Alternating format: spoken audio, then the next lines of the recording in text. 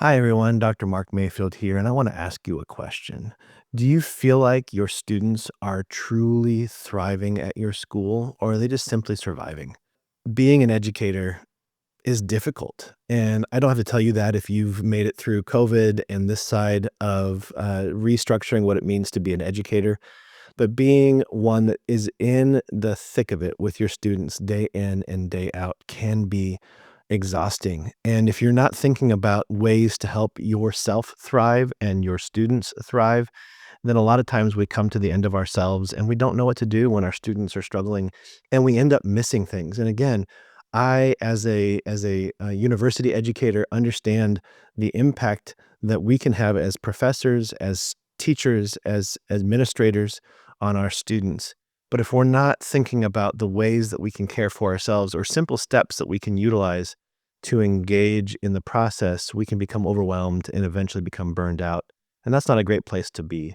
So I want to give you three key skills that every educator needs to support their students' mental and emotional well-being. And it's not what you think. Number one is active listening.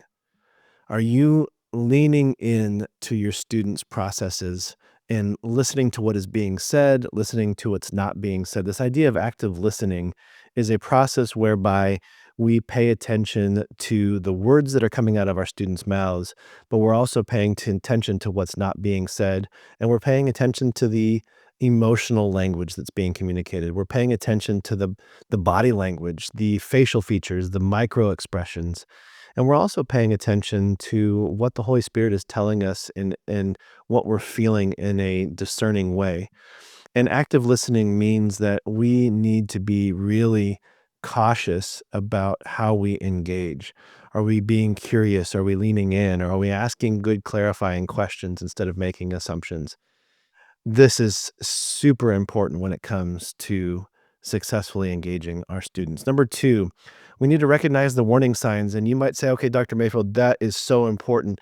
But there are so many warning signs. And a lot of times these warning signs aren't something that we see on the surface anymore. They're embedded in assignments or they're embedded in social media or text or different types of lingo that we don't understand. How do we understand and how do we look for these warning signs? And I have resources that are available to help guide you into developing that keen sense of awareness around those warning signs. But what do you look for when it comes to anxiety, depression, burnout, suicidality, self-injury? All these things are really important. And knowing the warning signs and not being afraid to act on them.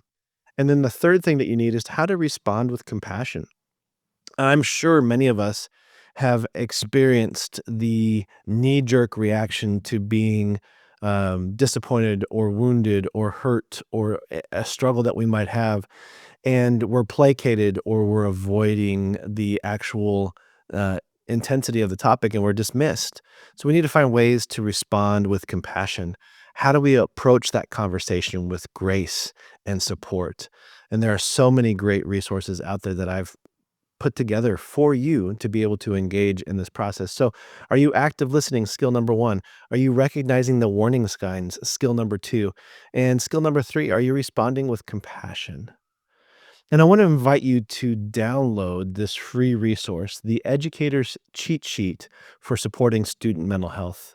It's a free download. You can download it here at the end of this email or this video.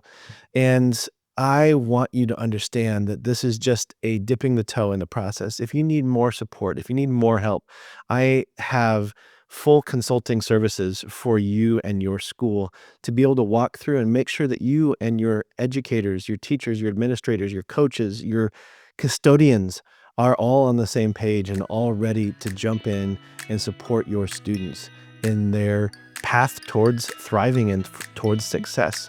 But we can't do this on our own, and I'd be happy to step in and walk with you along that process.